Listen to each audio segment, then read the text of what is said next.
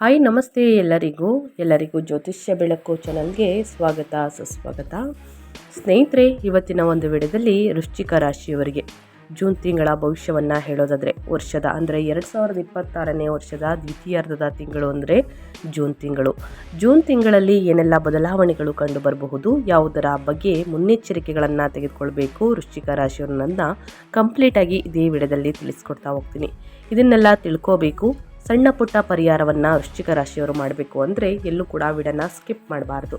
ಅಂದರೆ ವಿಡಿಯೋನ ಕಟ್ ಮಾಡಿ ಓಡಿಸ್ಕೊಂಡೋಗಿ ನೋಡ್ತೀನಿ ಅಂದರೆ ಫುಲ್ ಇನ್ಫಾರ್ಮೇಷನ್ ಅರ್ಥ ಆಗಲ್ಲ. ಸೊ ಹಾಗಾಗಿ ಎಲ್ಲ ವಿಡಿಯೋದಲ್ಲೂ ತಿಳಿಸ್ತಾ ಇರ್ತೀನಿ. ಮೊದಲಿಂದ ಕೊನೆ ತನಕ ವಿಡಿಯೋನ ವಾಚ್ ಮಾಡಿ. ವಿಡಿಯೋದಲ್ಲಿ ಒಳ್ಳೆ ಮಾಹಿತಿ ಸಿಕ್ಕಿದ್ದಲ್ಲಿ ದಯವಿಟ್ಟು ವಿಡಿಯೋಗೆ ಲೈಕ್ ಮಾಡಿ.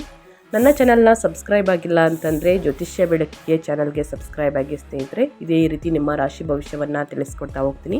ಯಾರೆಲ್ಲ ಸಬ್ಸ್ಕ್ರೈಬ್ ಮಾಡ್ಕೊಂಡಿದ್ದೀರಾ ಅವರಿಗೆ ಮತ್ತೊಮ್ಮೆ ಥ್ಯಾಂಕ್ ಯು ಸೋ ಮಚ್ ಅಂತ ಹೇಳ್ತಾ ವಿಡಿಯೋದ ಕಡೆ ಗಮನ ಕೊಟ್ಬಿಡೋಣ.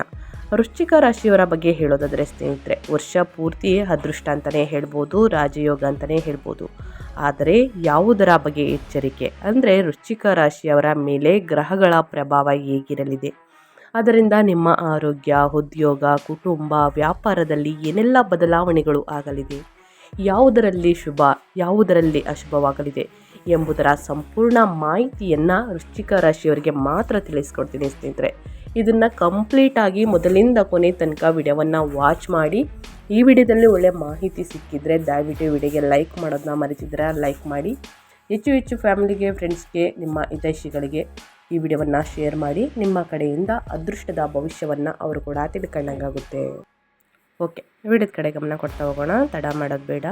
ಓಂ ನಮಃ ಶಿವಾಯ ಅಂತ ಕಮೆಂಟ್ ಮಾಡಿ ಸ್ನೇಹಿತರೆ.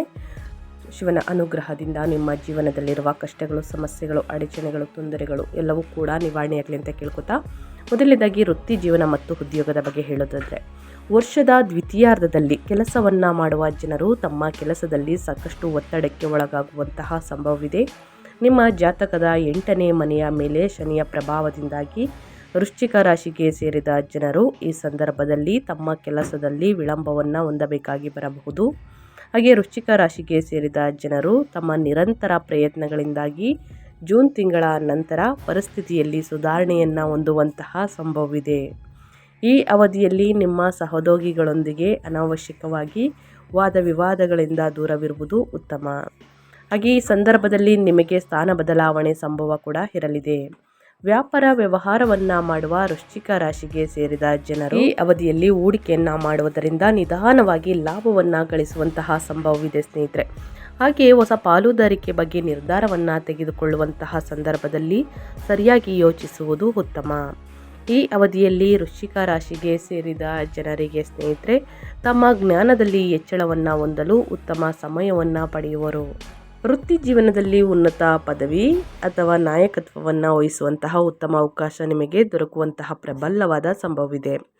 ಜೂನ್ ತಿಂಗಳ ನಂತರವೂ ಕೂಡ ಸಮಯವು ನಿಮಗೆ ಸಾಹಸಮಯವಾದಂತಹ ನಿರ್ಧಾರವನ್ನು ತೆಗೆದುಕೊಳ್ಳಲು ಬಹಳ ಉತ್ತಮವಾಗಿರುವುದು.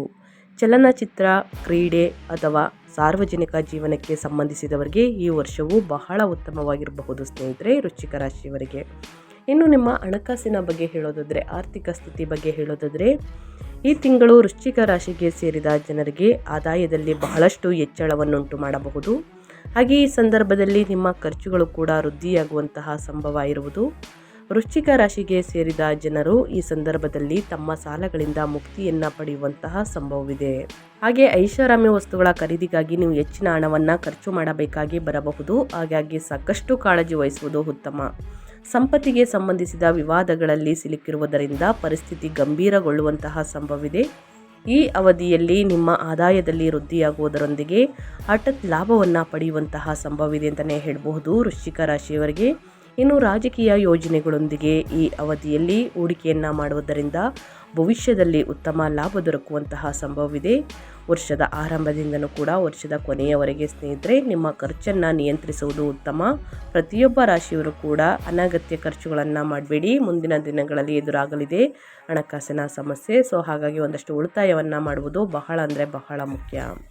ಇನ್ನು ನಿಮ್ಮ ಹೆಲ್ತ್ ಬಗ್ಗೆ ಹೇಳೋದಾದರೆ, ನಿಮ್ಮ ಆರೋಗ್ಯದಲ್ಲಿ ಏನೆಲ್ಲ ಬದಲಾವಣೆಗಳು ಕಂಡು ಬರಬಹುದು, ಯಾವುದರ ಬಗ್ಗೆ ಮುನ್ನೆಚ್ಚರಿಕೆ ಕ್ರಮಗಳನ್ನು ತೆಗೆದುಕೊಳ್ಬೇಕು ಅನ್ನೋದನ್ನ ನೋಡೋದಾದರೆ, ವೃಶ್ಚಿಕ ರಾಶಿಗೆ ಸೇರಿದ ಜನರು ತಮ್ಮ ಆರೋಗ್ಯದ ಬಗ್ಗೆ ಬೇಜವಾಬ್ದಾರಿಯನ್ನು ಹೊಂದದೇ ಇರುವುದು ಒಳ್ಳೆಯದು ಸ್ನೇಹಿತರೆ. ಯಾಕಂದರೆ ಈ ಅವಧಿಯಲ್ಲಿ ನಿಮಗೆ ಮೂಳೆಗಳು ಅಥವಾ ಹೊಟ್ಟೆಗೆ ಸಂಬಂಧಿಸಿದಂತಹ ಸಮಸ್ಯೆ ಎದುರಾಗಬಹುದು. ಹಾಗಾಗಿ ಹೆಚ್ಚಿನ ಕಾಳಜಿ ವಹಿಸುವುದು ಉತ್ತಮ. ಈ ಸಂದರ್ಭದಲ್ಲಿ ವೃಶ್ಚಿಕ ರಾಶಿಗೆ ಸೇರಿದ ಜನರು ಮಾನಸಿಕ ಶಾಂತಿಯನ್ನು ಹೊಂದಲು ಧ್ಯಾನ ಮತ್ತು ಪ್ರಾಣಾಯಾಮವನ್ನು ಅಂದರೆ ಮೆಡಿಟೇಷನನ್ನು ಅಭ್ಯಾಸ ಮಾಡುವುದರಿಂದ ನಿಮ್ಮ ಒತ್ತಡಗಳನ್ನು ಕಡಿಮೆ ಮಾಡಲು ಸಹಾಯವಾಗುತ್ತದೆ. ಈ ವರ್ಷದ ದ್ವಿತೀಯಾರ್ಧದಿಂದ ಅಂದರೆ ಜೂನ್ ತಿಂಗಳು ಕಳೆದಂತೆ ನಿಮ್ಮ ಆರೋಗ್ಯವು ಸುಧಾರಿಸಬಹುದು. ಆದರೆ ಒತ್ತಡಗಳ ಬಗ್ಗೆ ಹೆಚ್ಚಿನ ಗಮನ ನೀಡುವುದು ಹಾಗೂ ಧೈರ್ಯದಿಂದ ನಿಮ್ಮ ಸಮಸ್ಯೆಗಳನ್ನು ಎದುರಿಸುವುದು ಉತ್ತಮ. ಇನ್ನು ಸಂಬಂಧಗಳ ಬಗ್ಗೆ ಹೇಳೋದಾದರೆ ಏನೆಲ್ಲ ಬದಲಾವಣೆಗಳು ಕಂಡುಬರಬಹುದು, ಯಾವುದರ ಬಗ್ಗೆ ಎಚ್ಚರಿಕೆ ವಹಿಸಬೇಕು ಅಂದರೆ, ಜೂನ್ ತಿಂಗಳಲ್ಲಿ ವೃಶ್ಚಿಕ ರಾಶಿಗೆ ಸೇರಿದ ಜನರು ತಮ್ಮ ಮನೆಯ ಸದಸ್ಯರೊಂದಿಗೆ ಯಾವುದಾದರೂ ವಿಚಾರಕ್ಕೆ ಜಗಳ ಅಥವಾ ಮನಸ್ತಾಪವನ್ನು ಎದುರಿಸಬೇಕಾಗುತ್ತದೆ. ಈ ಅವಧಿಯಲ್ಲಿ ನೀವು ಮೌನವಾಗಿರುವಂತಹ ಮೂಲಕ ಅನೇಕ ಸಮಸ್ಯೆಗಳಿಗೆ ಪರಿಹಾರವನ್ನು ಹೊಂದಬಹುದಾಗಿದೆ. ಈ ಸಂದರ್ಭದಲ್ಲಿ ವಿವಾಹಕ್ಕಾಗಿ ಪ್ರಯತ್ನವನ್ನು ಪಡುತ್ತಿರುವಂತಹ ವೃಶ್ಚಿಕ ರಾಶಿಗೆ ಸೇರಿದ ಜನರಿಗೆ ಈ ವರ್ಷದ ದ್ವಿತೀಯಾರ್ಧದಲ್ಲಿ ಅನುಕೂಲಕರ ಸಮಯ ಸ್ನೇಹಿತರೆ. ಸಂಬಂಧ ದೊರಕಬಹುದು. ಹಾಗೆ ಈ ಸಂದರ್ಭದಲ್ಲಿ ನಿಮಗೆ ಮಕ್ಕಳಿಗೆ ಸಂಬಂಧಿಸಿದಂತಹ ಚಿಂತೆಗಳಿಂದ ಮುಕ್ತಿ ದೊರಕುವಂತಹ ಸಾಧ್ಯತೆಯೂ ಕೂಡ ಇರಲಿದೆ.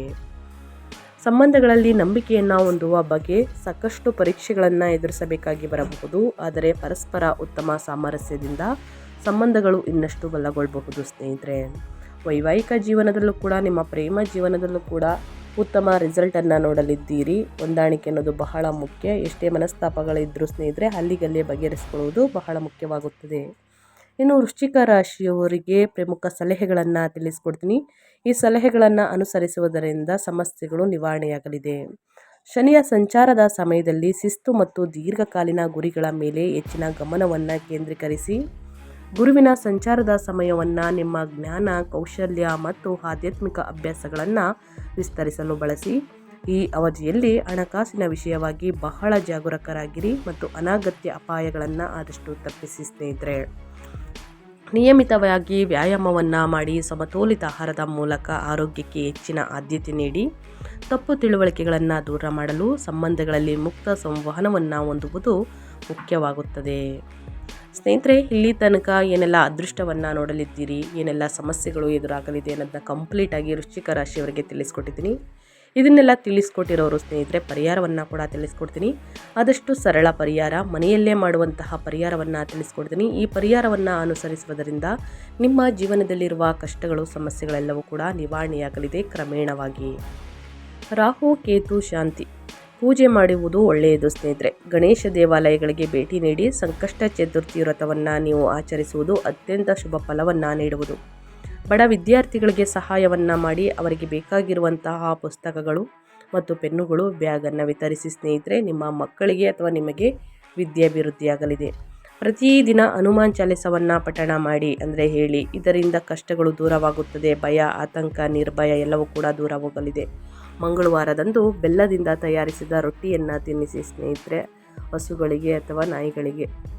ಇನ್ನು ಗುರುವಾರ ದೇವಸ್ಥಾನದಲ್ಲಿ ತುಪ್ಪ ಮತ್ತು ಕರ್ಪೂರವನ್ನು ದಾನ ಮಾಡುವುದರಿಂದಲೂ ಕೂಡ ಶುಭವಾಗಬಹುದು. ಮಂಗಳ ಬೀಜ ಮಂತ್ರವನ್ನು ಜಪಿಸುವುದು ಆತ್ಮವಿಶ್ವಾಸವನ್ನು ಹೆಚ್ಚಿಸಲು ಸಹಾಯವನ್ನು ಮಾಡುವುದು. ಮಂಗಳವಾರ ಸುಂದರ ಕಾಂಡವನ್ನು ಪಠಿಸುವುದರಿಂದ ವಿಶೇಷ ಫಲಗಳು ಲಭಿಸುತ್ತದೆ ಅಂತಲೇ ಹೇಳ್ಬೋದು ವೃಶ್ಚಿಕ ರಾಶಿಯವರಿಗೆ. ಬಡವರಿಗೆ ಎಳ್ಳು ಅಥವಾ ಎಳ್ಳನ್ನು ಅಂದರೆ ಕಪ್ಪು ಎಳ್ಳು ಅಥವಾ ಎಣ್ಣೆಯನ್ನು ದಾನ ಮಾಡುವುದು ಶುಭವನ್ನುಂಟು ಮಾಡಬಹುದು ಸ್ನೇಹಿತರೆ.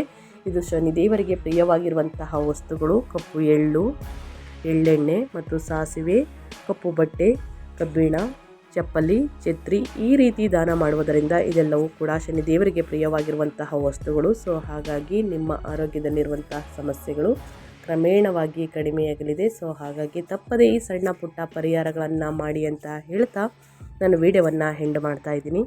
ದಯವಿಟ್ಟು ಇವತ್ತಿನ ಒಂದು ವಿಡಿಯೋದಲ್ಲಿ ಒಳ್ಳೆಯ ಮಾಹಿತಿ ಸಿಕ್ಕಿದ್ದಲ್ಲಿ, ಈ ವಿಡಿಯೋ ಯೂಸ್ಫುಲ್ ಅನಿಸಿದ್ದಲ್ಲಿ ವಿಡಿಯೋಗೆ ಲೈಕ್ ಮಾಡೋದನ್ನ ಮರೆತಿದ್ದೀರಾ, ಲೈಕ್ ಮಾಡಿ. ನೀವು ಲೈಕ್ ಮಾಡೋದ್ರಿಂದ ನಮಗೆ ಒಂದು ಮೋಟಿವೇಶನ್ ಸಿಗುತ್ತೆ ವಿಡಿಯೋ ಮಾಡೋಕ್ಕೆ. ಸೊ ಹಾಗಾಗಿ ಲೈಕ್ ಮಾಡಿ. ಇನ್ನೂ ನನ್ನ ಚಾನಲ್ನ ಸಬ್ಸ್ಕ್ರೈಬ್ ಆಗಿಲ್ಲ ಅಂದರೆ ಜ್ಯೋತಿಷ್ಯ ಬೆಳಕು ಚಾನಲ್ಗೆ ಸಬ್ಸ್ಕ್ರೈಬ್ ಆಗಿ. ಇದೇ ರೀತಿ ನಿಮ್ಮ ರಾಶಿ ಭವಿಷ್ಯವನ್ನು ತಿಳಿಸ್ಕೊಡ್ತೀನಿ. ನಿಮಗೂ ಮತ್ತು ನಿಮ್ಮ ಕುಟುಂಬಕ್ಕೆ ತುಂಬಾ ಒಳ್ಳೆಯದಾಗಲಿ. ಶನಿದೇವರ ಆಶೀರ್ವಾದ ಸಿಗಲಿ. ಮತ್ತೊಂದು ವಿಡಿಯೋ ಜೊತೆ ಮತ್ತೊಂದು ಹೊಸ ಭವಿಷ್ಯದಲ್ಲಿ ಸಿಗ್ತೀನಿ. Thank you for watching.